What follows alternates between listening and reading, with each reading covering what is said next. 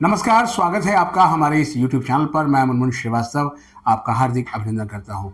दीपावली के आने के वक़्त से पहले उसकी धमक शुरू हो जाती है, लेकिन इन दिनों दिल्ली विश्वविद्यालय में चर्चा उस थप्पड़ की हो रही है, जो दिल्ली विश्वविद्यालय के बी.आर. अम्बेडकर कॉलेज के एक शिक्षक को पड़ी। और इसको लेकर सारा जो दिल्ली विश्वविद्यालय का शिक्षक समुदाय, यहाँ तक कि जो है वो छात्र भी हतप्रभ हैं और वो ये सोच नहीं पा रहे हैं कि ऐसी घटना कैसे घट गई। आप स्क्रीन पर देख रहे हैं, हमारे साथ मौजूद हैं प्रोफेसर अतुल प्रताप सिंह, जो कि बी.आर. अम्बेडकर कॉलेज में ही आपका सोशल वर्क के प्रोफेसर हैं और इस घटना से बहुत आहत हैं। और इनसे हम ये जानने की कोशिश करेंगे कि सर, रियलिटी क्या रही इस पूरे घटनाक्रम की और इसे आप कैसे देखते हैं। स्वागत है हमारे चैनल पर। धन्यवाद मुनमुन जी। इस दिवाली के अवसर पे आपने इस बहुत ही संवेदनशील विषय को आपने चुना। हालांकि व्यक्तिगत रूप से मेरे लिए ये दिवाली मैं काली दिवाली कहूँगा, क्योंकि हमारे एक मित्र या वरिष्ठ साथी के साथ ये हादसा हुआ है और मुझे लगता है कि ये तमाचा जो है एक शिक्षक नहीं बल्कि पूरे शिक्षक समुदाय, पूरे देश के शिक्षक समुदाय के ऊपर पड़ा है और बहुत ही चिंताजनक, बहुत ही निंदनीय, बहुत ही कह सकते हैं गंभीर विषय है ये।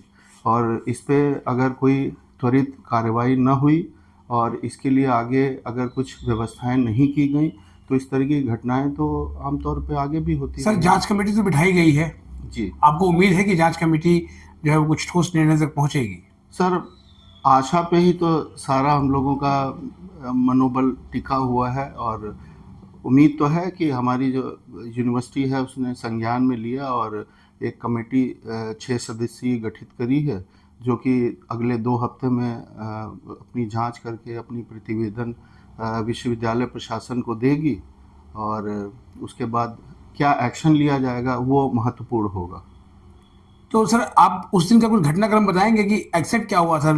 दर्शक जानना चाहते देखिए, हैं। मैं प्रत्यक्षदर्शी तो नहीं रहा, लेकिन जो हमारे और साथी प्रत्यक्षदर्शी थे उनके माध्यम से जो मुझे जानकारी हुई वो ये कि कॉलेज में उस दिन हमारे यहाँ पे फ्रेशर पार्टी थी और फ्रेशर पार्टी में के साथ साथ में ज़्यादातर सब जगह ये प्रथा होती है कि उसी दिन वोट टेकिंग सेरेमनी भी होती है और ये एक जॉइंट वेंचर होता है जो यूजुअली कल्चरल जो कमेटी और जो स्टूडेंट काउंसिल होती है वो मिल के अपना आयोजित करते हैं।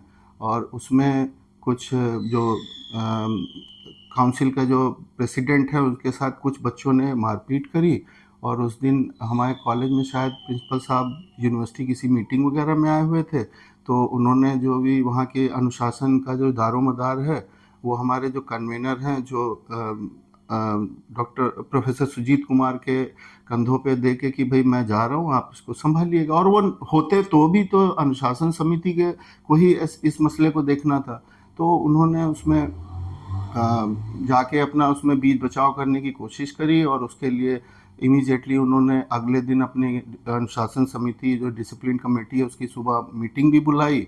और मुझे लगता है कि इस सारे प्रकरण में जिस तरीके से डूसू के पदाधिकारी आए, जिस तरीके से ये थप्पड़ वाला जो एक मिसहैपनिंग हुई, ये कहीं ना कहीं जो एक फॉर्मूला है ना, attack is the best defence. शायद उन्होंने उनके ऊपर आरोप प्रत्यारोप शाम से ही आने शुरू हो गए थे, एक पोस्टर भी जारी किया गया उनके ऊपर काफ़ी सारे एलिगेशन लगाते हुए, जो कि मुझे लगता है कि उसमें कोई तथ्य है नहीं। और क्योंकि एक व्यक्तिगत रूप से भी मैंने जैसा कि बताया कि मेरे वरिष्ठ भी हैं, मेरे मित्र भी हैं और इस तरीके का तो चीज़ें अनर्गल ही होती हैं, आपको भी पता है, बेसलेस होती हैं। तो उस तरीके से वो एक झुंड आया कॉलेज में और फिर उसके साथ में वो करीब 40-50 लोगों, जैसा कि लोगों ने बताया।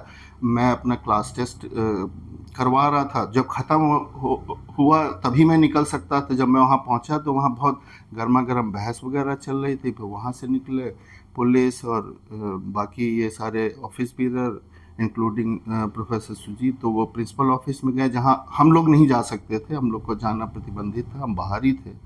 तो भाई फिर खबर आई कि उनको थप्पड़ मार दिया गया। तो इस तरीके से ये हुआ। तो क्या सर, अभी तक जो है वो जैसे देखा जाए तो कॉलेज प्रशासन ने कोई एफआईआर कराई है डूसू जॉइंट सेक्रेटरी के खिलाफ, या कोई ऐसी सूचना है आपके पास?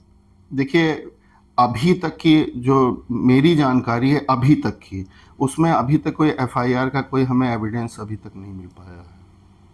और जो जितने भी जो शिक्षक हैं खासतौर पर जो है वो आपके स्टाफ काउंसिल में, उन्होंने कोई रेजोल्यूशन पास किया है? निश्चित रूप से सब शिक्षक साथी हमारे एक साथ हैं, बल्कि हमारे कॉलेज के ही नहीं, दिल्ली विश्वविद्यालय के डिफरेंट स्टाफ एसोसिएशन ने अपने यहाँ रेजोल्यूशन पास किया और एक सुर में इस का खंडन किया है और इसकी निंदा करी है, कंडेमनेशन किया हुआ है। और हम सारे उनके जितने भी रेजोल्यूशन है वो हम रिसीव भी कर रहे हैं। तो ऐसा है। अच्छा, ये जो घटना घटी सर जो है वो जी, विश्वविद्यालय में चर्चा इस बात की है कि इसकी पटकथा पहले ही लिख दी गई थी, कि ऐसा कुछ हो सकता है, क्योंकि जब कॉलेज में फ्रेशर पार्टी हुई थी तभी से जो है वो कुछ ऐसा लग रहा था कि कॉलेज में बाहरी तत्वों का आना शुरू हो गया अब इस है। बारे में मुझे बहुत जानकारी तो नहीं है। पटकथा ये हो सकता है कि जब वो एक मिसहैपनिंग हुई, आपस में झगड़ा हुआ, मारपीट हुई, तो उसमें ये होता है कि भाई हमारे पे आरोप लगे, तो उससे पहले कि हम ही आरोप लगा के और कुछ ऐसा चीज़ कर दें कि इशू डाइवर्ट हो जाए। लेकिन मुझे इस बारे में कुछ जानकारी नहीं, मैं बहुत दावे से इस बारे में अच्छा, आपका कह नहीं कॉलेज जो है सकता। वो लेकिन जो भी हुआ ये बहुत ही खेदजनक है। और मैंने जैसा कि पहले ही कहा, एक जो शिक्षक होता है वो विद्यार्थियों के लिए वो कहीं ना कहीं आध्यात्मिक पिता के समान होता है। और जिस शिक्षक को जिस छात्रा द्वारा या डूसू के पदाधिकारी द्वारा ये थप्पड़ मारा गया, वो उनकी शायद बेटी की उम्र से भी कम उम्र की होगी। तो एक व्यक्तिगत रूप में उन्हें कितना धक्का पहुंचा होगा और कितना आत्मिक आघात लगा होगा, ये कल्पना करी जा सकती है। एक बात और भी है सर कि डूसू से आपका जो कॉलेज है वो एफिलेटेड नहीं है। जी नहीं, बिल्कुल। उसके बाद भी जो है वो डूसू के का पूरा ये वहाँ दल बल पहुँचना और ये घटना होना अपने आप में जो है वो चौंकाने वाली बात लगती है। बिल्कुल, देखिए ऐसा है ना कि अब कॉलेज में वो एज ए विजिटर एंट्री किए और दावा तो नहीं बनता, क्योंकि उनका ऑफिशियली आने का तो कोई दावा नहीं बनता, क्योंकि हम लोग उससे एफिलेटेड है नहीं। हमारा तो अलग काउंसिल है और हमारा अलग बिल्कुल स्वतंत्र रूप से हमारा जो चुनाव प्रक्रिया होती है, जो बच्चों की जो काउंसिल है उसकी, तो अधिकृत रूप से तो आने के लिए कोई बनता नहीं है। लेकिन उन्हें जो जानकारी है उसके हिसाब से कि छात्रों ने आमंत्रित किया उन्हें। और एक दिन पहले भी फ्रेशर पार्टी में भी एक दो रिप्रेजेंटेटिव आए थे। मैंने बताया कि उस इवेंट में किसी और काम में व्यस्त था, तो लेकिन मुझे ये बताया गया कि वहाँ के एक दो पदाधिकारी आए हुए थे। प्रोफेसर सुजीत कुमार जिनके साथ ये घटना घटी है, उन्होंने ये मांग की है कि जो दोषी है वो सलाखों के पीछे होना चाहिए। निश्चित रूप से देखिए, ये घटना जो है वो सीसीटीवी में कैद है, सारे चैनल पे दिखाया जा रहा है और प्राइम टाइम चैनल्स पे दिखाया जा रहा है और सब जगह सुबह दोपहर शाम उस पर फ्लैश हो रही है न्यूज़। तो हमारे पास सब्सटैंशियल और डॉक्यूमेंट्री एविडेंसेस अवेलेबल है।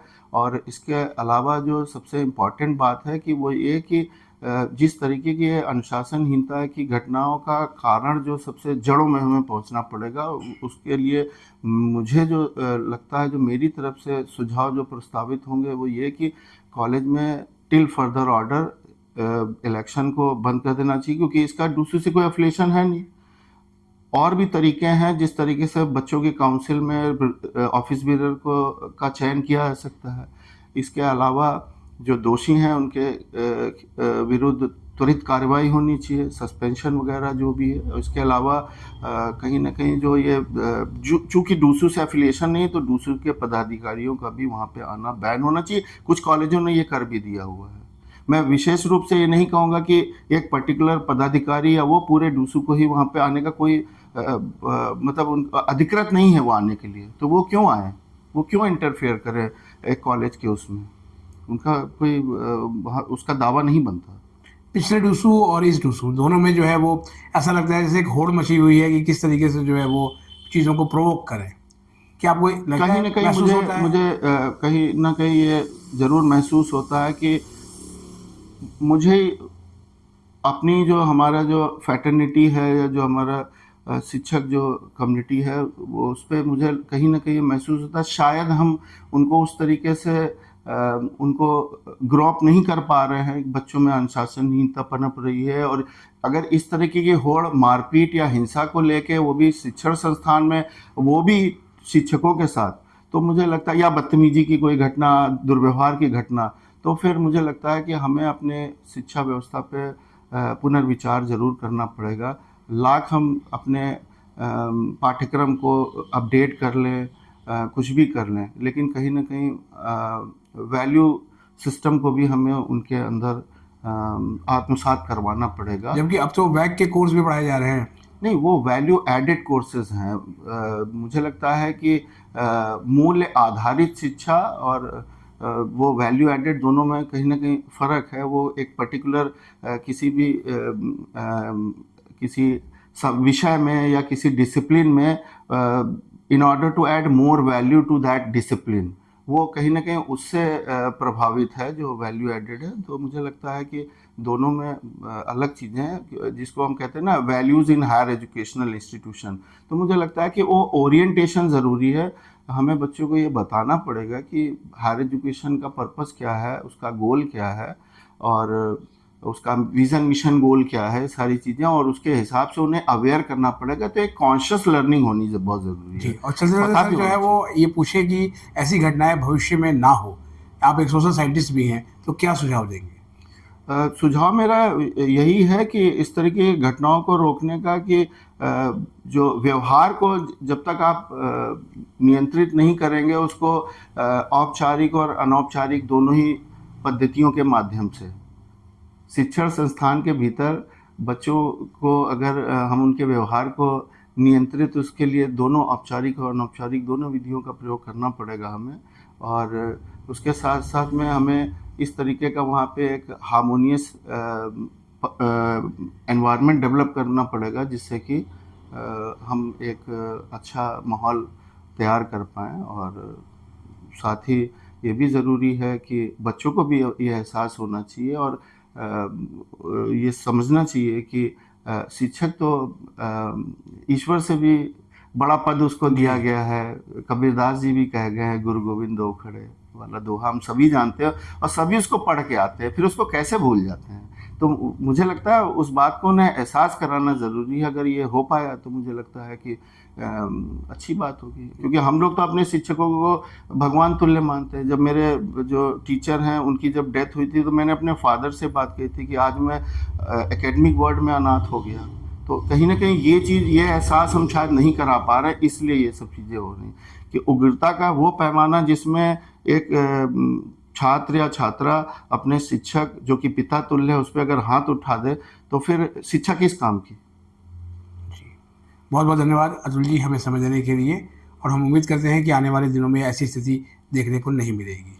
धन्यवाद। तो आपने सुना प्रोफेसर अतुल प्रताप सिंह को, और उनका यही कहना है कि एक शिक्षक की जो है वो बेटी से भी छोटी उम्र की अगर जो है वो कोई स्टूडेंट हाथ उठाती है एक शिक्षक के ऊपर, तो ये अपने आप में सोचने वाली बात है कि ये गुरु शिष्य परंपरा कहाँ जा रहा है। क्योंकि ये देश जो है सबसे पहले भगवान से भी पहले गुरु को दर्जा देता है। आप भी सोचिएगा और कमेंट करके बताइएगा। हमारे चैनल पर नए हैं, चैनल को सब्सक्राइब कर लें और इसे अपने दोस्तों के बीच शेयर करें। मिलते हैं एक और एपिसोड के साथ, तब तक के लिए नमस्कार।